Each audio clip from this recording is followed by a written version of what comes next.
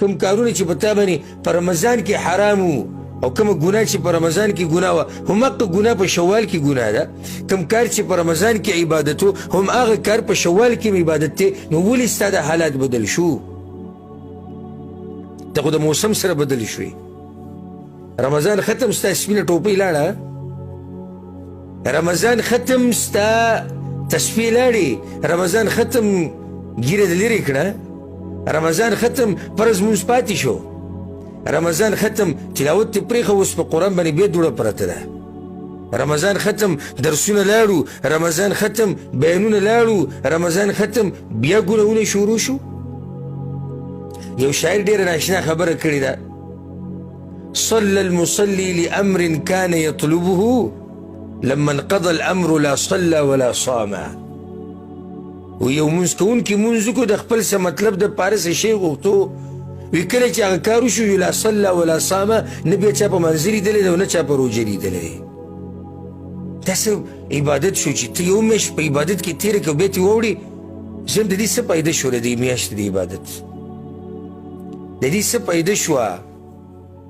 بلکې دا خو د یېرې خبره ده چې د دنه د عبادت الله نه دی قبول کړی، ځکه چې د عبادت ته قبلېدو یوه نښه علما دا ذکر کوي چې په هغې پسې به ستا حالات ښه شي، ډېر به ښه کېږي، ډېر به ښه کېږي، د مخکې نه به ستا حالات ښه کېږي.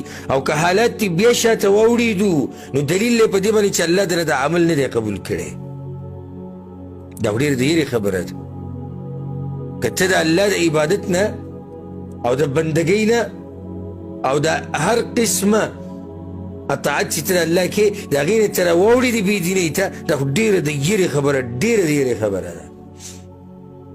او دویم قسم خلک هغه دي چې څنګه په روژه کې دي د روژې په انتها کې مقه شان دي، وروسته مقه شان پاتې شي. هغه عبادات صحیح ده چې روژه کې موقع د عباداتو ډېره زیاته و نو ډېر به یې کول، اوس صحیح ده چې کم کړي دي خو پرېښودي نه دي. هم بعض عبادت خو بالکل نشي پرېښودی، فرض مونځ دا خو فرض دی په روژه کې هم او په غیر روژه کې هم، په جومات کې فرض دی، په روژه کې هم په غیر روژه کې هم. صرف دومره دی چې د شپې مونځ یې لږ کم کو، یا تلاوت یې لږ کم کو، یا درسونه یې لږ کم کړو، ځکه چې هلته روژه کې موقع ډېره وه. هېڅ خبره نه ده، خو په هغه خپله لار باندې مضبوط پاتې شو. او ځکه حدیث کې دا راځي پیغمبر صلی الله علیه وسلم څه وایي؟ وایي د الله کم عمل خوښي؟ د الله هغه عمل خوښي چې هغې کې دوام وي. دوام څه معنی؟ همیشوالی. و این قل، اگر که لږي، اگر که لږي. یو سړی په میاشت کې یو پیر تهجد کوي 20 رکاته، او یو سړی روزانه تهجد کوي 2 رکاته، هره شپه تهجد کوي 2 رکاته، هره شپه تهجد کوي 2 رکاته. د 2 رکاتو والا غوره دی د هغې نه چې 100 رکاته کوي خو په میاشت کې کوي، د هغه نه غوره دی. دویم قسم خلک دا دي او الله دې موږ په دوی کې راولي چې هغه څنګه چې په روژه کې و د هغې نه بعد مقه شان دي. موږ ختمه کړه دا میاشت د صیام او د قیام او د دعا. خو اوس دلته سوال دا دی، الله اکبر، هل قبل منا ذلك؟ دا روژې به زموږ نه قبولې شوي؟ دا ډېر اهم سوال دی. او دې سوال د نیکانو خلکو ملاګانې ماتې کړي دي. الله په قرآن کې د مؤمنانو صفت ذکر کړی دی، والذین یؤتون ما آتوا وقلوبهم وجلة أنهم إلى ربهم راجعون. الله وی مؤمنان هغه دي چې ورکوي هغه څه چې ما وله ورکړي، خو زړونه یې یېره کوي چې دوی به الله ته واپس کي. عائشة رضی الله عنها تپوس وکړه د پیغمبر صلی الله علیه وسلم نه. دا حدیث امام احمد امام ترمذي راوړی، وی یا رسول الله دا به هغه کسان هو الذي يسرق ويزني ويشرب الخمر، دا به هغه زیناکار هغه شراب چیسکي هغه لاګانې چې کوي د الله نه یېرېږي هغه دي؟ نه، پیغمبر صلی الله علیه وسلم ته لا یبنة الصدیق، وی د صدیق لور وی دغه نه دي، ولكنهم الذين يصلون ويصومون ويتصدقون وهم يخافون ألا يتقبل منهم.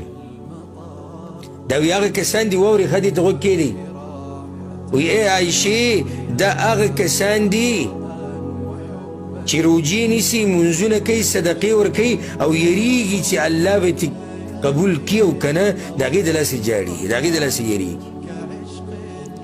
ابوبکر صدیق رضی الله عنه چې به کله مانځه ته مخکې کړی شو نو دومره به یې جړل چې بیا به څوک د هغه په تلاوت باندې نه پوهېدو، دومره به یې جړل چې څوک به د هغه په تلاوت نه پوهېدو. سوال دا دی چې ولې به یې دومره جړل؟ دا به یې دې د لاسه جړل چې الله به زما د مونځ قبول کړي او که نه. الله اکبر.